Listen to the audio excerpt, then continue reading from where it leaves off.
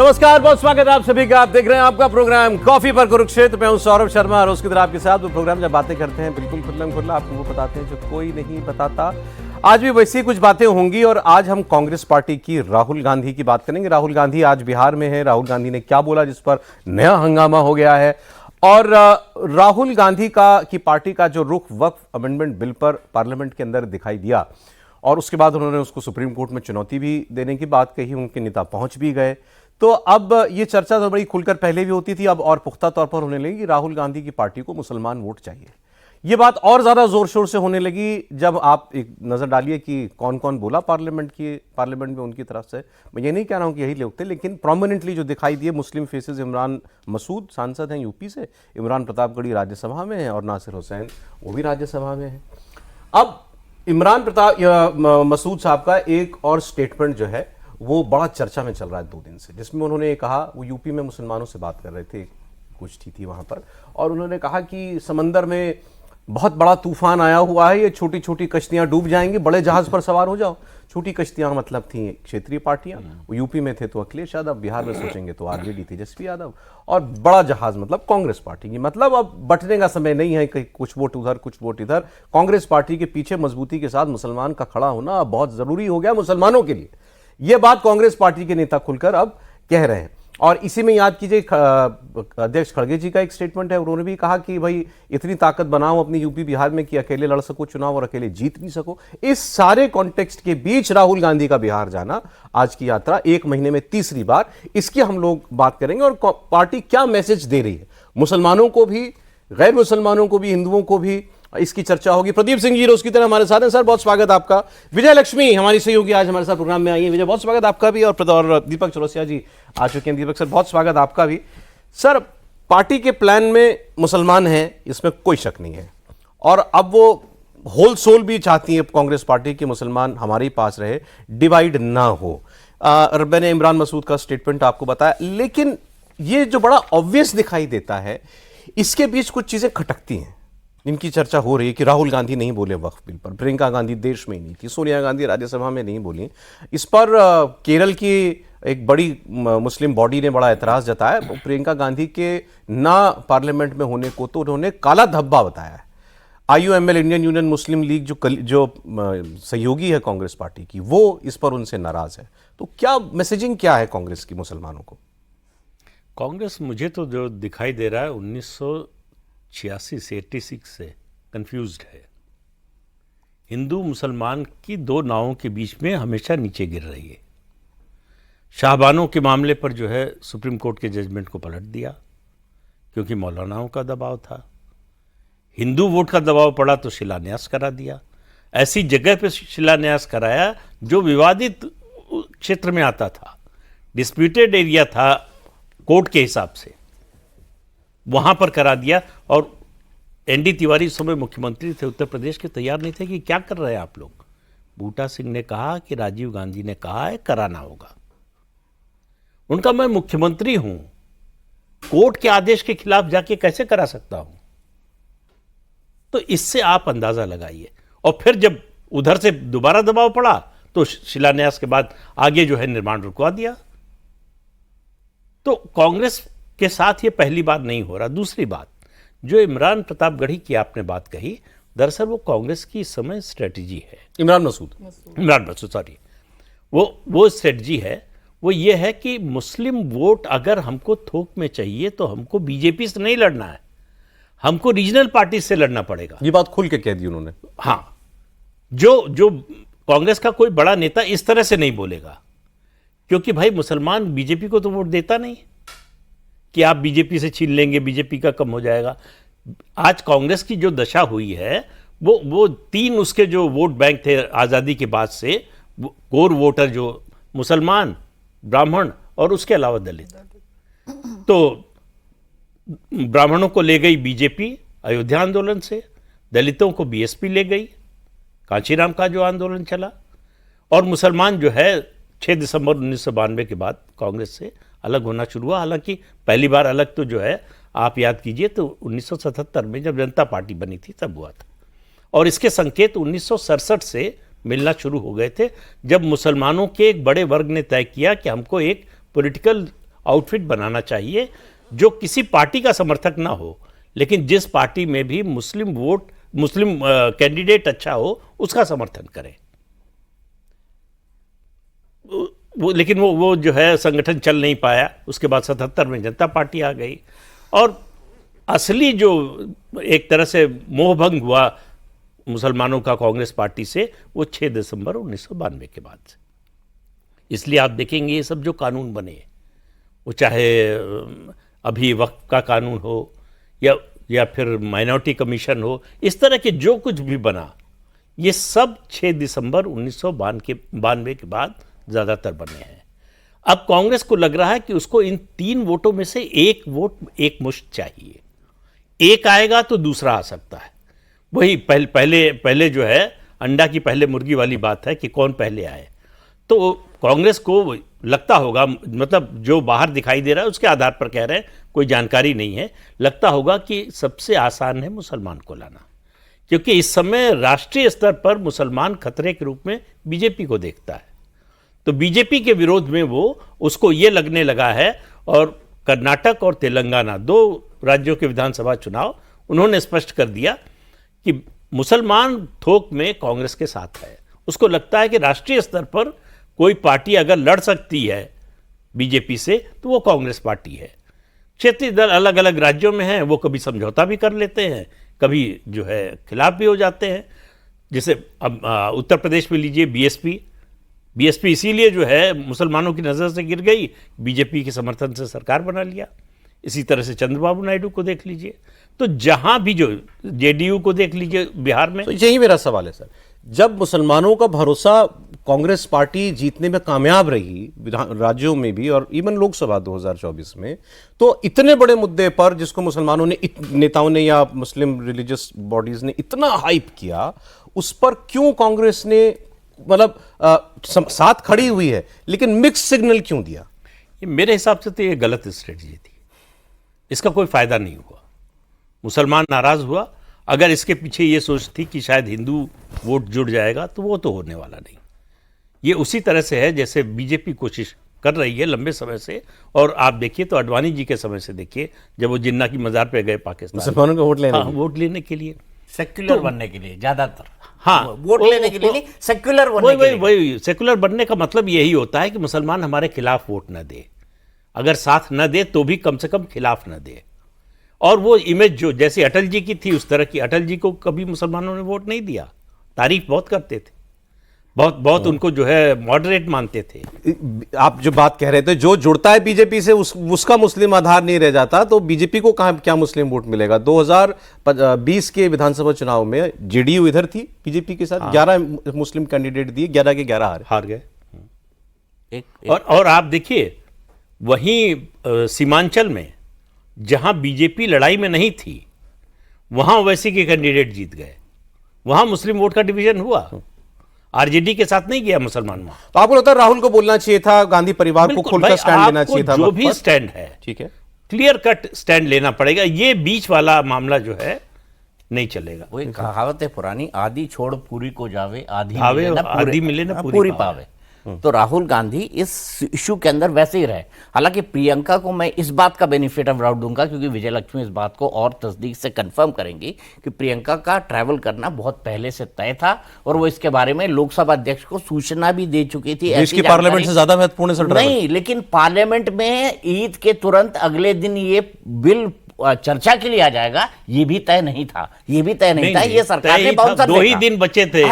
सरकार ने बाउंसर फेंका था, लेकिन पहले इस बात के संकेत पार्लियामेंट कवर करने वाला कोई भी पत्रकार आपको दे सकता है। सर, एक हफ्ता पहले तो गृह मंत्री ने टीवी पे बोल दिया था। मैं एक चीज आपको और जोड़ना चाहता हूं, और गृह मंत्री ने उसने ये भी कहा था, लेकिन मुझे पार्लियामेंट का शेड्यूल अभी पता नहीं है। गृह मंत्री ने ये इसी सत्र में आएगा। ये तो है कि वो मेडिकल कोई इमरजेंसी बताया गया, जिसकी वजह से उनको जाना पड़ा अमेरिका। फिर भी ये मान ली जाती बात अगर सोनिया गांधी बोली हो। लेकिन मैं यहाँ पर आपको क्या बताऊं, मैं कल कुछ लोगों के साथ बैठा हुआ था, उसमें से मुझे एक ने बताया कि राहुल जी को अगर वक्फ पर बोलने को दे दिया जाता तो क्या बोलते।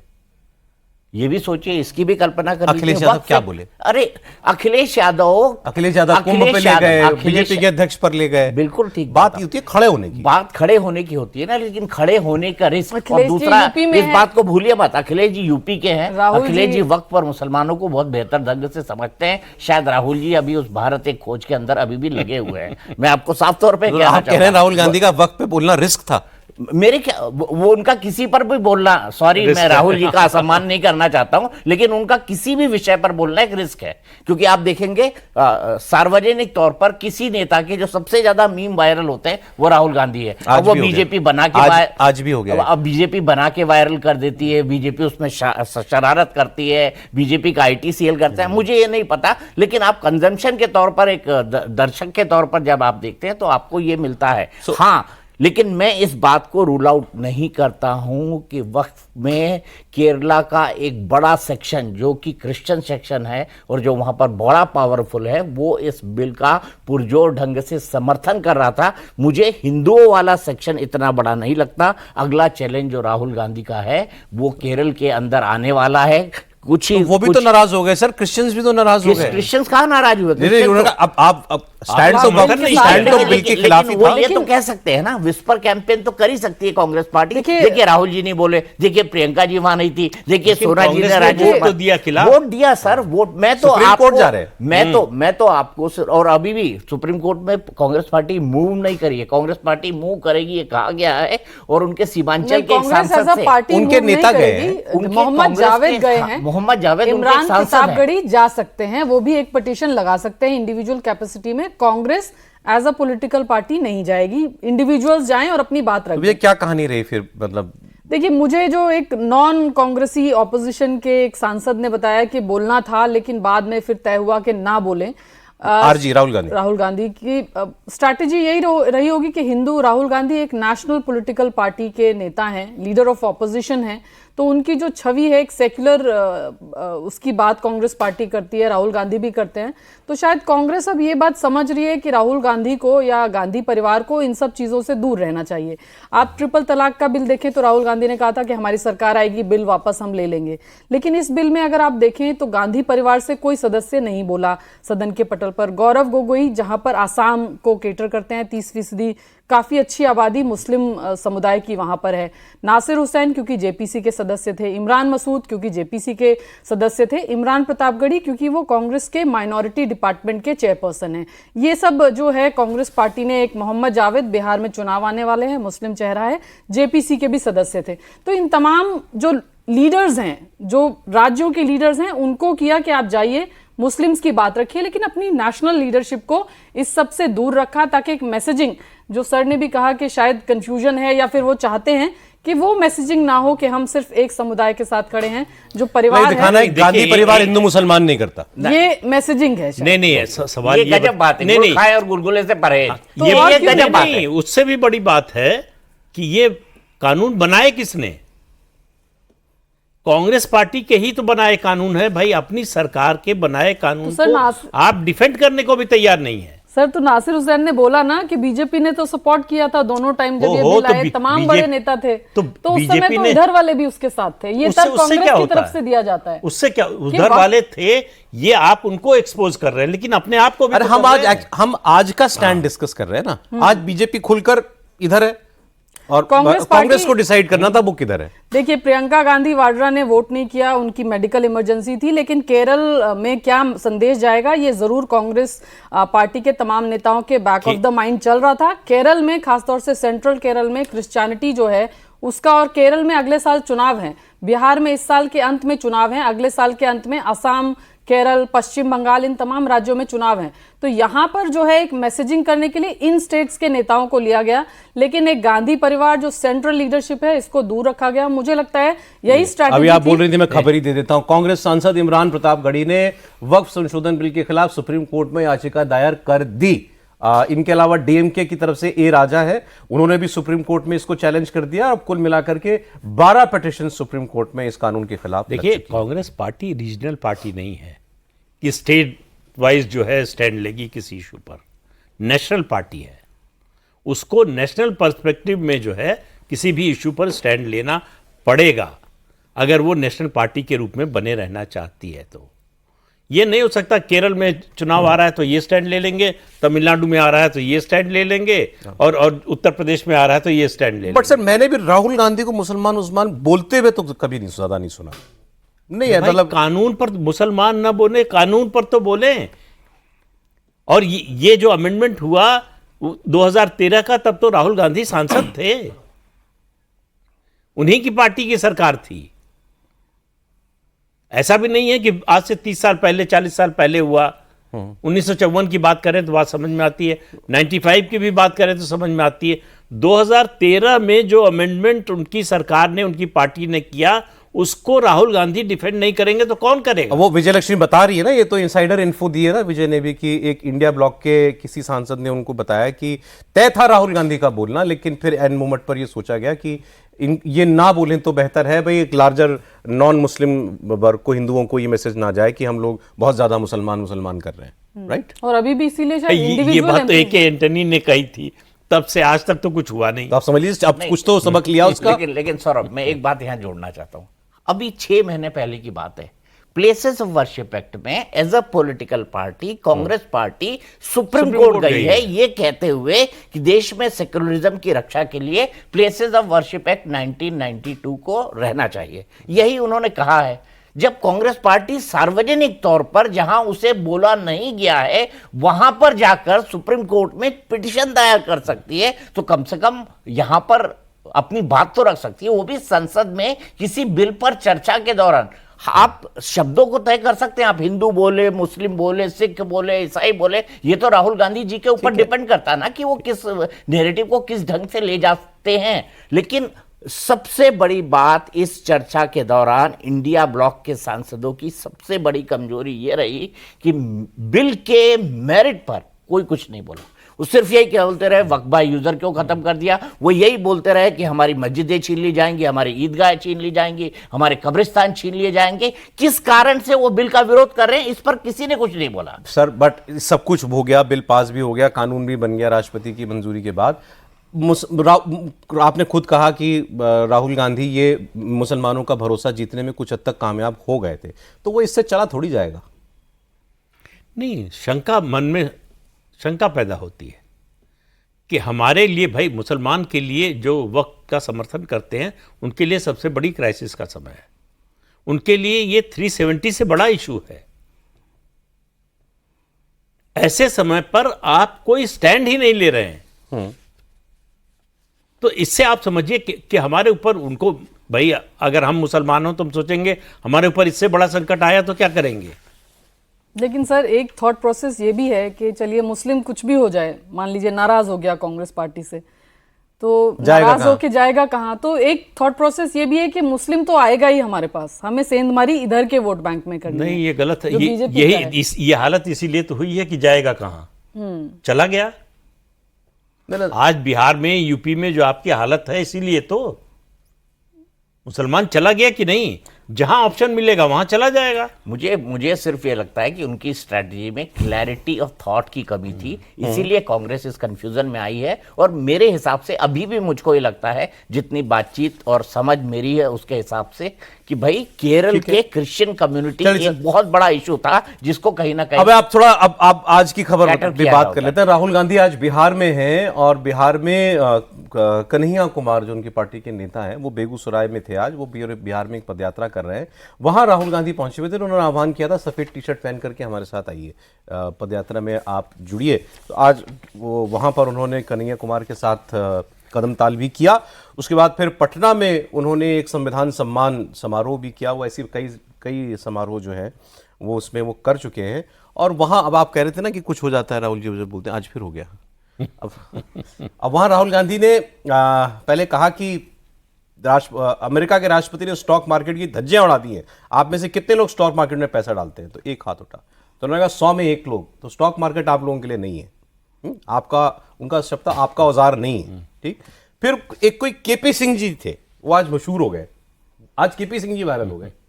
केपी सिंह जी डॉक्टर हैं, ऐसा राहुल गांधी ने बताया कि केपी सिंह जी आप ऑर्थोपेडिक डॉक्टर हो, सर्जन हो, लेकिन फिर कह रहे हैं कि हाँ, आप खुद को ऑर्थोपेडिक सर्जन कहते हैं, आप में स्किल है, नॉलेज है, मगर आप ऑर्थोपेडिक सर्जन नहीं है, क्योंकि पूरा सिस्टम आपके खिलाफ है। आप सोचते हो आप सर्जन हैं, मगर आप कभी अस्पताल नहीं चला पाओगे, आपको अस्पताल चलाने नहीं दिया जाएगा, आपको लोन नहीं मिलेगा, आपको लोन मिल जाएगा तो आपको ब्यूरोक्रेसी अस्पताल नहीं चलाने देगी। फिर जेडीयू के प्रवक्ता ने कहा कि जिन केपी सिंह जी की वो बात कर रहे हैं वो डॉक्टर है ही नहीं, वो कंपाउंडर है। अब आप चाहते हैं राहुल जी सिंह जी जाने, राहुल गांधी जाने कि वो क्या है, बट ये हुआ है, आज ये हुआ है। पर उनका लार्जर मैसेज आज भी वो वाला था, संविधान बचाओ वाला, और 5% लोग दुनिया हरियाणा में करके देख चुके हैं कि जलेबी की फैक्ट्री नहीं लगा पाओगे क्योंकि लोन नहीं मिलेगा। लोन तो केवल अंबानी और अडानी को मिलता है। अरे भाई, हर चीज की एक लिमिट होती है। जो आप बात कहेंगे उसका कोई तर्क, कोई आधार होना चाहिए ना, कि आपने सोचा और बोल दिया। और ये यहां तक भी ठीक है, ये मान लिया कि इसी को सब लोग सच मान लेंगे। ये जो लाखों करोड़ रुपए का मुद्रा लोन गया है, ये अडानी अंबानी को मिला है क्या?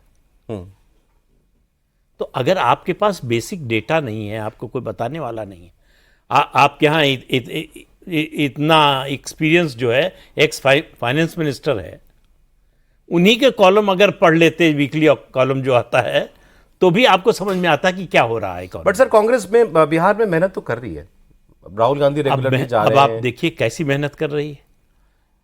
किसके प्रोग्राम में गए? कन्हैया कुमार। आपका अलायंस किससे है? आरजेडी से। लालू यादव का बस चले तो बिहार से बाहर फेंकवा दे कन्हैया कुमार को। अच्छा। उनका मानना है कि कन्हैया कुमार के बढ़ने का मतलब है तेजस्वी के लिए खतरा। पिछले चुनाव में, अभी ज्यादा दिन तो हुए नहीं, जून 2024 को बिहार से चुनाव नहीं लड़ने दिया कांग्रेस के टिकट पर लालू यादव ने कन्हैया कुमार को, दिल्ली ले आना पड़ा। और उन्हीं कन्हैया कुमार के फंक्शन में आप जा रहे हैं, उनका स्टेचर बढ़ाने की कोशिश कर रहे हैं। खड़गे साहब ने बोला ना कि भाई अकेले लड़ने का दम पैदा करो। कि अकेले लड़ेंगे तो कोई हर्ज नहीं, तब तो बहुत अच्छी बात होती। तो लालू क्यों डिक्टेट करेंगे कांग्रेस को?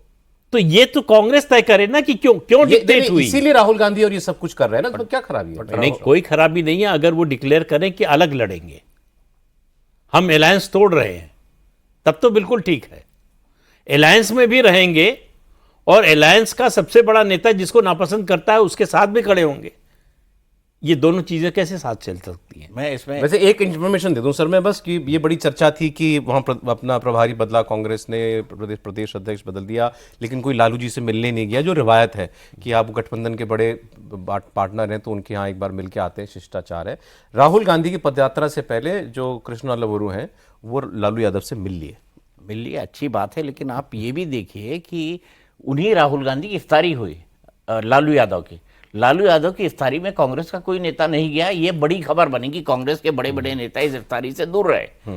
तो कांग्रेस ने फटाक से क्लेरिफिकेशन दिया कि हम इसलिए दूर रहे क्योंकि अगले दिन बिहार के नेताओं की दिल्ली के अंदर बैठक थी। अब राहुल गांधी एक तरफ कन्हैया कुमार से पदयात्रा निकलवा रहे हैं, जबकि उनको बहुत अच्छी तरह पता है कि लालू यादव ने 2019 में बेगूसराय से न उनको टिकट लेने दिया, आरजेडी खड़ा किया, बल्कि लोग तो यहां तक कहते हैं कि गिरिराज सिंह को जब अपनी नैया डगमगाने लगी तो कहीं कन्हैया कुमार न जीत जाए, इसके लिए आरजेडी का जो परंपरागत काडर था उसने भी जाके गिरिराज सिंह को वोट दिया। किसी भी बिहार के आप ये जर्नलिस्ट से बात पूछ लीजिएगा, क्योंकि वो कन्हैया कुमार को नहीं जीतने देना चाहते थे 2019 के चुनाव के अंदर। कौन नहीं जीतने देना चाहती थी? आरजेडी नहीं जीतने देना चाहती थी। अभी उन्हीं कन्हैया कुमार को आप लटका कर घूम रहे, और उन्हीं तेजस्वी यादव के साथ और लालू यादव के साथ आपको अलायंस करना है। तो आप कितनी एक्रोमनी, जिसको बोलते हैं ना, आपस की दुर्भावना क्रिएट कर रहे हैं। या तो आप एक स्टैंड ले लीजिए कि नहीं हम अकेले चुनाव लड़ेंगे, लेकिन होता यह है 4 कदम आप आगे चलते हैं, 5 कदम पीछे जाते हैं। उसी बिहार की नेताओं की बैठक जिसके अंदर लालू जी की रोजा अफ्तारी आ रही थी, उसके अगले दिन बैठक थी मेरे ख्याल से, उसमें लालू यादव ने साफ साफ कहा कि अगर हम अकेले चुनाव लड़ लिए तो बीजेपी को फायदा हो जाएगा, जो मैं होने नहीं दूंगा। नहीं, राहुल गांधी ने कहा कि बीजेपी को फायदा हो जाएगा। हाँ, तो वो तो उन्होंने अनाउंस किया है कि हम गठबंधन में लड़ेंगे चुनाव, तो फिर ये सब उसमें तय कर लिया। अभी देखिए, जो मुझे समझ में आ रहा है, कांग्रेस की जितनी मीटिंग हो रही है, जिला अध्यक्षों की मीटिंग हुई, उसमें एक जिला अध्यक्ष ने पूछा खरगे जी से कि पत्ते खोलिए जरा, अलायंस होगा कि नहीं होगा। तो खरगे जी ने कहा, अरे राजनीति में सारे पत्ते एक ही दिन नहीं खोले जाते हैं, बैठो, वेट करो। तो काफी उत्सुकता थी वहां पर जो कार्यकर्ता है या अध्यक्ष है, ये कहीं पर भी ये क्लैरिटी के साथ नहीं बोला गया, पर ये जरूर बोला गया कि इतना दमखम रखो कि कल को अगर अकेले लड़ना पड़े तो तुम्हारे अंदर दम हो, अपने आप को, अपने संगठन को इतना मजबूत करो। ये अखिलेश तो मुझे यादव, लालू लगता है- यादव मतलब इनको कुछ दिखाना चाहती है कि अपनी हाँ, ताकत ये कांग्रेस हमारा की, हम भी सम्मान हैं तभी भाई। करेंगे जब हम मजबूत होंगे, उसके लिए आप काम करिए। ये इमरान मसूद का मैंने आपको जो बताया स्टेटमेंट, वो एक लाइन, एक पहलू था कि छोटी कश्तियां छोड़ो, बड़े जहाज पर आ जाओ। आगे उन्होंने कहा कि गठबंधन की जिम्मेदारी सिर्फ कांग्रेस की थोड़ी है। उसी बयान में गठबंधन की जिम्मेदारी सिर्फ कांग्रेस की थोड़ी है, छोड़ दीजिए, रहने दीजिए गठबंधन, हम देख लेंगे। और फिर उन्होंने कहा कि एक वक्त था कांग्रेस ही देश चलाया करती थी, ये तो ग्राफ ऊपर नीचे होते रहते हैं। तो उनका मैसेज तो बड़ा क्लियर है। सवाल यह है कि ऊपर क्लियर है कि नहीं नीचे तो क्लियर है। उनको मालूम है कि उत्तर प्रदेश की सिचुएशन क्या अब है। ये बात इमरान मसूद ऐसे तो नहीं कह सकते ना, ऊपर नहीं, वालों नहीं, के ऐसे बिना। भी कह सकते हैं, इमरान मसूद कह सकते वो थोड़े ज्यादा समझदार हैं। हैं। इनके दोस्त हैं। सब पार्टियों में घूम चुके हैं, सब पार्टियों में घूम चुके हैं, कोई पार्टी बची नहीं है बीजेपी के अलावा। अब ये विजय जो बता रही हैं कि खड़गे साहब ने कहा सारे पत्ते थोड़ी खोल देंगे एक दिन में। अरे भाई, पत्ते होने भी तो चाहिए, खोल देंगे। सर 3 सांसद 19 विधायक की पार्टी है बिहार में कांग्रेस। ठीक है, लालू प्रसाद यादव की कृपा से भाई। दोनों की तमिलनाडु जैसे स्टेट में बीजेपी का कुछ नहीं, आखिर अकेले 24 का चुनाव लड़के अपनी ताकत दिखाए ना, 11% वोट लाए। अब अलायंस पार्टनर बात करने को तैयार है, अलायंस करने को तैयार है। AIADMK जो नंबर 2 की पार्टी है, वो गठबंधन करने को तैयार हो गई है। तो आप कहीं एक स्टैंड लेकर अपनी ताकत दिखाएंगे, तब आपका गठबंधन का साथी बात करने को तैयार होगा, आपको सम्मान देने को तैयार होगा। जब तक कृपा पर रहेंगे तब तक कैसे हो पाएगा? और मेरे ख्याल से अभी तो कांग्रेस पार्टी की बिहार में ठीक से किश्ती भी नहीं है कि उसको वाकई में गंगा नदी में डाल दिया जाए तो तैर के निकल भी नहीं, जाएगी। मतलब एक इसको प्रॉब्लम कहिए या उनका उद्देश्य वो दिखाई देता है, भाई बीजेपी ना जीत जाए कुछ भी करके, हम हारते रहे जैसे मतलब ये बीजेपी का जितना ज्यादा हमारे लिए तो नुकसान है। बीजेपी तो जीत ही रही है। 2005 से बीजेपी और जेडीयू की ही सरकार है, बीच में थोड़ा कुछ महीने के लिए जो नीतीश कुमार गए उसको छोड़ दीजिए तो 1985 में पहली आखिरी बार सत्ता में आई थी उत्तर प्रदेश और बिहार में बीजेपी, अरे कांग्रेस पार्टी। आप देख लीजिए, उससे पहले 1972 में पश्चिम बंगाल में आई थी, 1967 में तमिलनाडु में आई थी। तो तमिलनाडु में कौन सी बीजेपी जीत जाएगी? तो जब सीपीएम और टीएमसी थी तब बीजेपी कहां थी वहां बंगाल में? तो इसलिए जो है ये सब बहाने इसलिए हैं कि आप कमजोर हैं, अंदर से आप में हिम्मत नहीं हो रही है। वो पार्टी जो हमेशा से अलायंस की राजनीति के खिलाफ थी, 2004 में ऐसी परिस्थिति बनी कि अलायंस ने आपको सत्ता में पहुंचा दिया। तो अब आपसे न जो है निगला जा रहा है, न उगला जा रहा है। अलायंस के कारण आपकी ग्रोथ हो नहीं सकती। बिहार में जितनी सीट लालू यादव देंगे उतने पर ही लड़ना पड़ेगा। इसी तरह से उत्तर प्रदेश में जितना अखिलेश देंगे उतने पर ही लड़ना पड़ेगा। सर एक खबर आप दे रहे थे भी। हाँ, कांग्रेस में अनिर्णय की स्थिति कुछ इस कमोवेश इस तरीके की है कि एक तो वो डिसाइड नहीं कर पाते, दूसरा स्टैंड नहीं ले पाते, वक्त पे क्या करें क्या ना करें। मुझे किसी ने बताया, कोई बहुत जानकार व्यक्ति है कांग्रेस का, उसका ये मानना है कि एक सिद्धांततः फैसला हो चुका है कि प्रियंका गांधी केसी वेणुगोपाल की जगह आएंगी, यानी ऑर्गेनाइजेशन का इंचार्ज का तौर पे वो जनरल सेक्रेटरी के तौर पे काम संभालेंगी।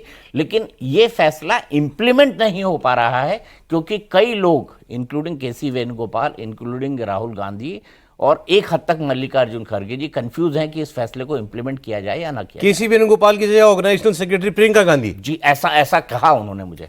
ऑर्गेनाइजेशनल सेक्रेटरी और मतलब समझिए जनरल सेक्रेटरी, जनरल सेक्रेटरी सबसे बड़ा जनरल, पार्टी चलाने वाला, जो एक्चुअली पार्टी तो वही चलाता है ना, ऑर्गेनाइजेशनल जनरल सेक्रेटरी। और मेरे पास कोई इस बात का डाउट नहीं है कि मैं अपने सोर्स को डिस्क्रेडिट करूं या ये कहूं कि शायद उनकी खबर गलत हो सकती है, क्योंकि कांग्रेस के मामले में आज तक उनकी खबर कभी गलत नहीं सर, मेरे मन में फिर एक सवाल है। राहुल गांधी नहीं तय कर पा रहे ये करें ना करें, खड़गे साहब ये तय नहीं कर पा रहे, तो ये आइडिया आया कहाँ से? ये आइडिया वहीं से आया जहां से आना चाहिए। उनकी माताजी चाहती हैं। डबल माइंडेड होना और एक डिसीजन करके उसको इंप्लीमेंट ना करना, दोनों में अंतर है। डिसीजन तो हो गया कि हमको ये करना चाहिए, सोनिया गांधी भी चाहती हैं, एक हद तक राहुल गांधी भी चाहते हैं। फिर राहुल गांधी को कई लोग समझाने वाले मिलते हैं कि आप ये क्या कर रहे हैं, क्योंकि आपका तो कोई पद बचेगा ही नहीं, लीडर ऑफ ऑपोजिशन आप रह जाएंगे, बाकी पूरी की पूरी पार्टी तो बहन के खाते में चली जाएगी। तो ये कंफ्यूजन कांग्रेस के अंदर कहीं ना कहीं अभी दिखाई दे रहा है। और इसका फायदा देखिए, गांधी परिवार के अंदर या टॉप लीडरशिप के अंदर झगड़े नहीं होते, झगड़े दरबारी कराते हैं। ये मैं देख चुका हूं और ये मैंने बहुत अंदर तक इसको बहुत शिद्दत के साथ महसूस किया है, भारतीय जनता पार्टी में भी और कांग्रेस के अंदर भी। तो ये दरबारी अब इसमें नहीं दरबारी मैं उनके लिए बोल रहा हूँ, विजय लक्ष्मी के लिए। मैं तो पत्रकार हूँ सर, हम पत्रकार ही और पत्रकार ही रहना चाहते हैं। और मैं ये भी कहता हूँ, मुझे शुभकामनाएं राहुल जी को कि वो एक दिन देश के प्रधानमंत्री बने। अब विजय लक्ष्मी अपनी बात सुनाई पत्रकार के कभी खबर है? देखिए, ये तो खबर है कि प्रियंका गांधी वाड्रा को कोई बड़ा रोल मिलेगा। अब वो बड़ा रोल क्या होगा, जनरल सेक्रेटरी। एक चर्चा ये भी थी कि नॉर्थ और साउथ के दो अलग अलग ऑर्गेनाइजेशन जनरल सेक्रेटरी बनाए जाएंगे, एक नॉर्थ को देखेगा, एक साउथ को देखेगा। उसमें था कि केसी वेणुगोपाल देखेंगे और एक और नॉर्थ के लिए कोई और आ जाएगा, क्योंकि भाषा की दिक्कत थी। लेकिन ये सब बस ऐसे जैसे रूमर्स में आप ग्रेप वाइन से कहते हैं ना, आपने सुन लिया। प्रियंका गांधी बड़ा रोल निभाएंगी, इसमें कोई दो राय नहीं है। इलेक्शन मैनेजमेंट कमेटी बननी थी, लेकिन फिर उसका वही जो कंफ्यूजन वाली बात है, कांग्रेस में कुछ लोग ये भी कहते हैं कि परिवारवाद का आरोप लगता है। एलओपी राहुल गांधी हैं, सीपीपी चेयरपर्सन सोनिया गांधी हैं। अब प्रियंका गांधी को भी कोई बड़ा रोल दे दे तो और ज्यादा हमारा जो कैंपेनिंग है उधर से और एग्रेसिव हो जाएगी। तो जो रहा सा मुखौटा है वो भी उतर गया ना, भाई बहनी मिलकर चलाएंगे। अब क्या बचा? प्रधानमंत्री ने हाउस में खड़े होकर कह दिया कि आप बताइए इतिहास की कोई जो है एससी या एसटी का एक परिवार का के 3 सदस्य एक ही समय में हाउस में रहे हों। देखिए, ये तो है कि प्रियंका गांधी वाड्रा अभी अगर आप देखें सौरभ, तो कांग्रेस की जो डे टू डे चीजें हैं उसमें वो बहुत माइन्यूटली, जैसे जो नया भवन बना है उसमें कारपेट से लेकर के और कौन सा कलर किस कमरे में जाएगा, कौन सा कमरा किसको अलॉट होगा, ये तमाम चीजें नहीं, पर मैं कह रही हूँ उनका नहीं, ये पार्टी नेता का काम नहीं है, लेकिन वो किस हद तक इन्वॉल्व होती हैं चीजों में, वो सारी चीजें तय करती हैं किसको कौन सा कमरा अलॉट होगा। बड़े पत्रकार ने जो कांग्रेस के करीबी माने जाते हैं, उनका क्योंकि बयान बड़ा वायरल हो गया था, उन्होंने कहा था कि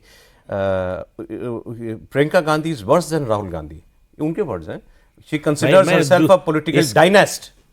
इसी को दूसरी तरह से कहना चाहता था, ये जो कंफ्यूजन है बहुत सही है, ये फैसले में बदल जाएगा तो और बुरा होगा। आपने लोकसभा चुनाव 2019 में करके देख लिया, 2022 के विधानसभा चुनाव में उत्तर प्रदेश देख लिया कि पूरा जिम्मा आपने प्रियंका गांधी को दे दिया, उसका नतीजा क्या निकला?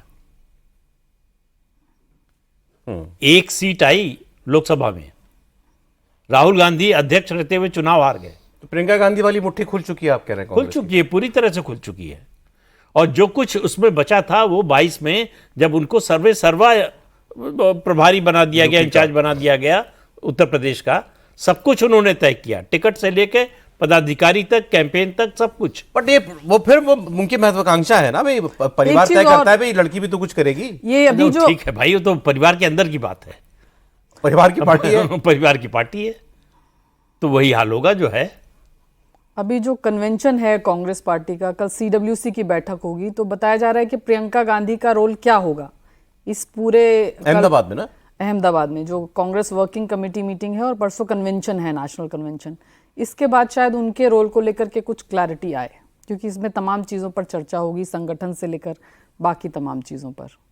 जो इलेक्शन मैनेजमेंट अथॉरिटी बननी है या जो कमेटी बननी है उसको लेकर के भी, क्योंकि कांग्रेस की कॉन्स्टिट्यूशन में इस तरह की किसी कमेटी का कोई प्रोविजन नहीं है, तो वो तमाम चीज़ों पर चर्चा होगी, रेजोल्यूशन आएंगे। तो परसों के बाद शायद स्थिति और साफ हो कि प्रियंका गांधी वाड्रा का रोल क्या ये होगा। लक्ष्मी, एक बात कहना चाहता हूँ मैं सिर्फ, मतलब अजीब सी बात है, कांग्रेसी जब ये आर्गुमेंट करते हैं या हम जैसे लोग भी इसको एनालाइज करते हैं, शायद मैं भी पत्रकार के तौर पर, जो विजय लक्ष्मी बीट रिपोर्टर के तौर पर वही कहता, लेकिन बड़ी पॉलिटिकल पार्टी चाहे वो बीजेपी हो चाहे कांग्रेस हो, वहाँ पर इस तरह की सार्वजनिक बैठकों के अंदर इतने बड़े फैसले नहीं होते हैं।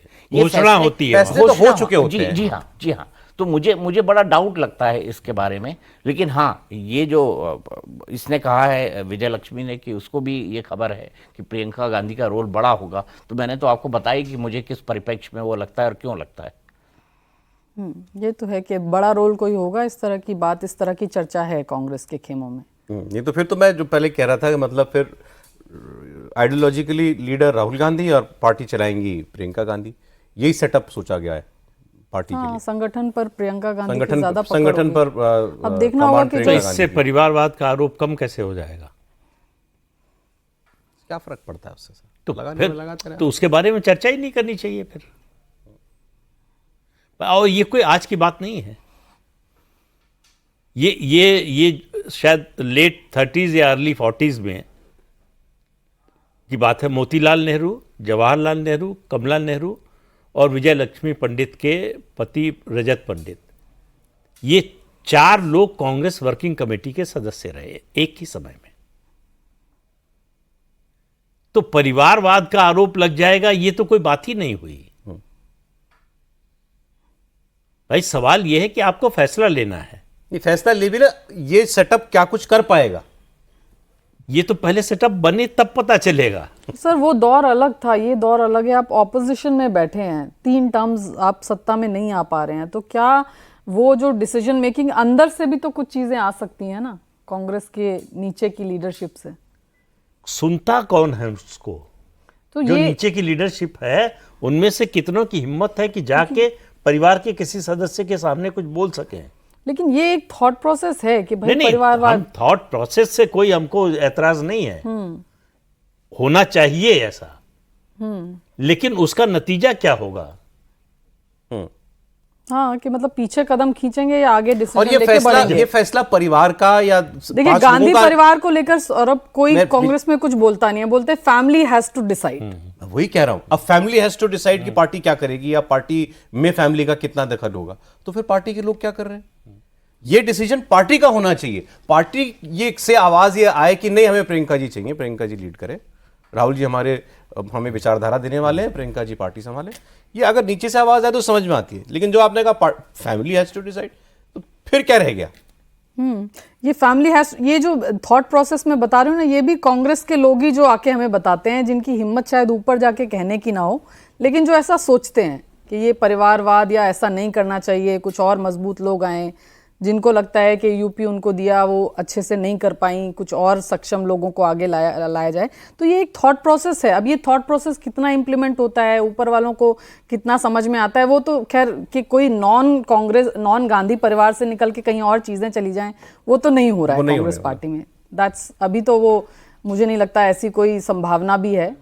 जो होगा वो गांधीज की मर्जी से होगा, या जो वो चाहेंगे उस हिसाब से चीजें या बातें होंगी। और गांधी जो टॉप लीडरशिप है कांग्रेस की, उसमें से 90% लोगों को मैंने उनके मुंह से ये बोलते हुए सुना है कि गांधी परिवार है तो कांग्रेस है, अगर गांधी परिवार नहीं होगा तो कांग्रेस भी नहीं बचेगी। मैंने अभी जो टॉप लीडरशिप के 90 अभी की टॉप लीडर हमेशा- को छोड़ दीजिए। जयपाल रेड्डी जो जनता पार्टी, समाजवादी पार्टी, और ये समाजवादी पार्टी नहीं, सोशलिस्ट पार्टी की बात कर रहे हैं, वहाँ से आए थे कांग्रेस में, उनसे पूछा था कि क्यों गांधी परिवार को ढो रही है कांग्रेस पार्टी। बोले जिस दिन वो लोग हट जाएंगे पार्टी टूट जाएगी, जनता दल बन जाएगी। गांधी न्यूक्लियस की तरह हैं कांग्रेस पार्टी के लिए। दोनों चीजें हैं, इनके बिना भी नहीं चलेगी, इनके साथ भी नहीं चलेगी।